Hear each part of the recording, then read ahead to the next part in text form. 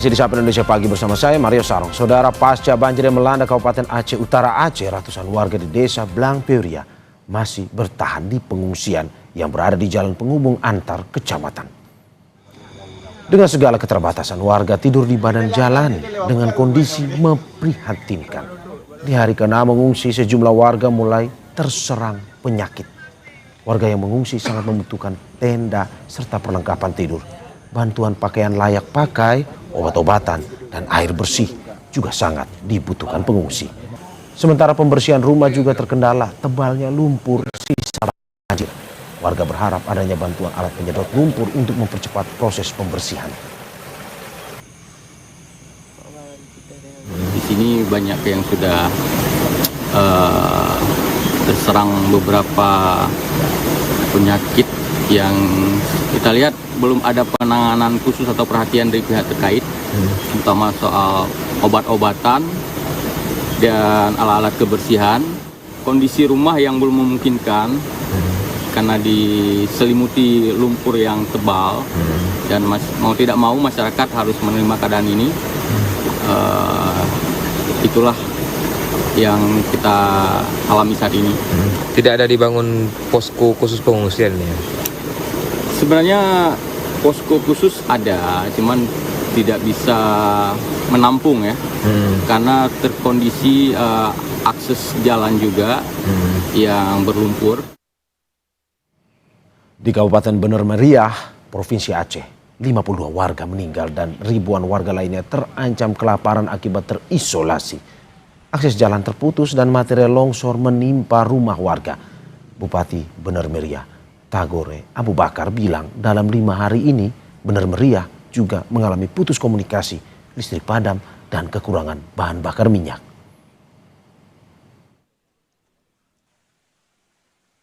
Jembatan putus, terisolasi telekomunikasi, listrik padam, kemudian yang meninggal sudah, dengan yang hilang 52 orang.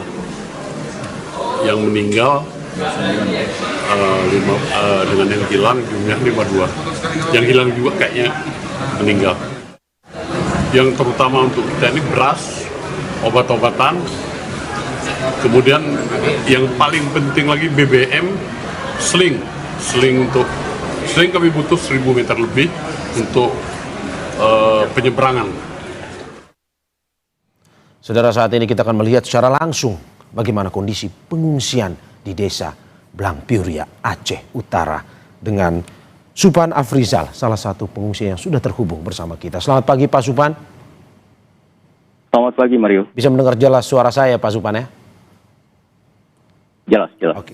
Terima kasih Pak sudah bergabung di Dialog Sapa Indonesia Pagi pada hari ini. Dan sebelum saya melanjutkan ke pertanyaan pertama, kami dari keluarga Kompas TV turut berduka dengan apa yang terjadi di wilayah Anda, ya, bencana di Sumatera bagian utara pada saat ini.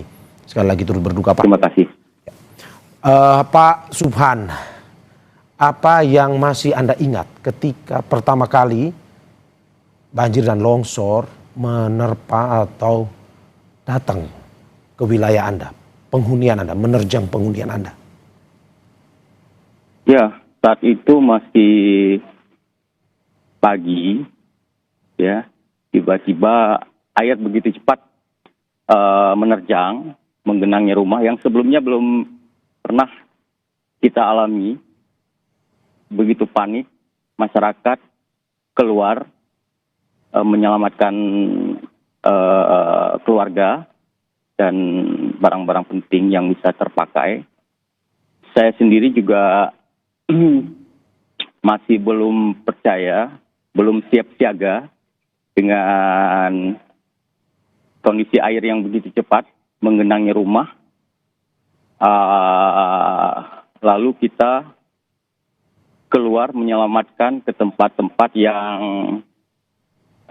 tidak begitu deras arus ya, karena daerah kita ini diapit oleh 2 kali yang debit airnya melebihi volume seperti biasanya, dan di situ semua akses jalan bantuan sampai malam hari masih belum kita dapatkan, dan dengan segala keterbatasan, semua masyarakat bertahan di tempat-tempat pengungsian yang tidak layak,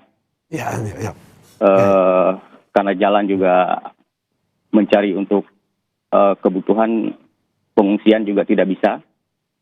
Sampai tengah malam, arus air begitu deras. Ya, oke.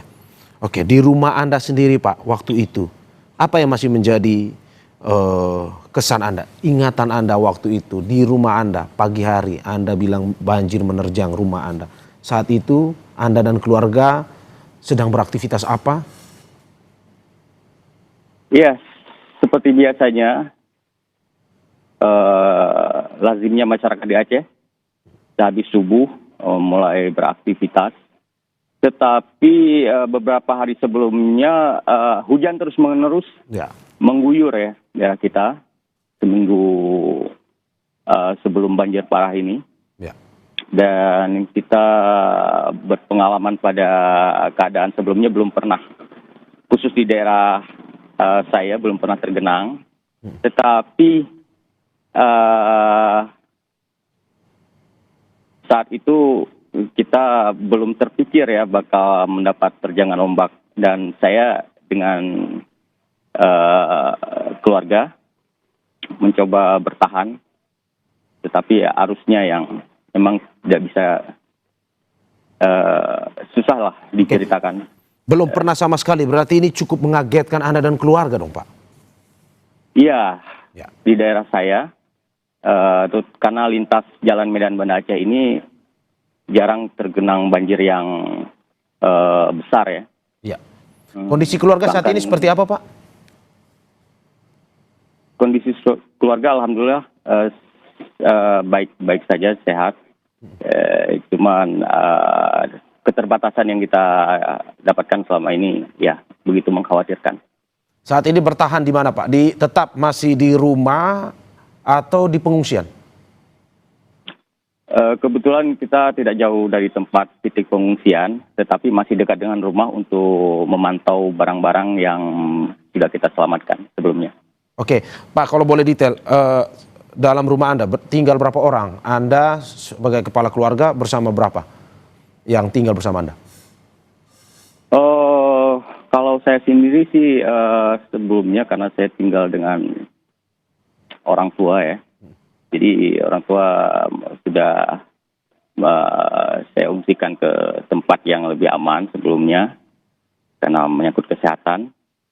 Jadi alhamdulillah saya sendiri tidak begitu terkendala. Cuman tetangga-tetangga yang kita lihat banyak keluarga yang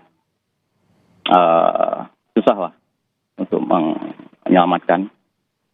Oke, bagaimana kondisi orang tua Anda? Apakah sampai saat ini tercukupikah makanan ataupun kesehatan, layanan kesehatan yang diberikan selama bencana ini? Iya, kita bertindak secara mandiri aja. Kita cukupi kebutuhan orang tua dengan segala keadaan yang ada. Tapi kita tidak tahu sampai kapan kondisi begini. Tidak tahu sampai kapan kondisi begini, maksudnya apakah Anda merasa suatu saat mungkin Anda akan tidak bisa lagi bertahan? Kita harapkan tidak seperti itu, mudah-mudahan. Tetapi jika terus-menerus tidak ada tindakan khusus dari pihak-pihak terkait, ya kita juga tidak bisa berbuat banyak, terutama soal sanitasi, alat-alat kesehatan, obat-obatan, itu sangat dibutuhkan, sama pakaian juga. Oke, apa yang dibutuhkan oleh orang tua Anda saat ini? Apakah kebutuhan pangan yang tercukupi atau layanan kesehatan yang mungkin membuat Anda khawatir?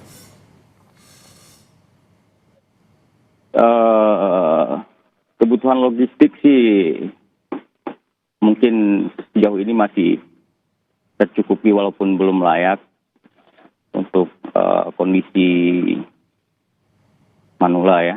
Tetapi untuk obat-obatan kita belum dapat bantuan sama sekali. logistik belum layak. Apa yang bisa Anda gambarkan, jelaskan ke kita, layak tidak layaknya seperti apa yang mungkin dikonsumsi oleh orang tua Anda? Ya, jika bertahan di tempat pengungsian atau dekat titik pengungsian, ya kondisi logistik ya sama dengan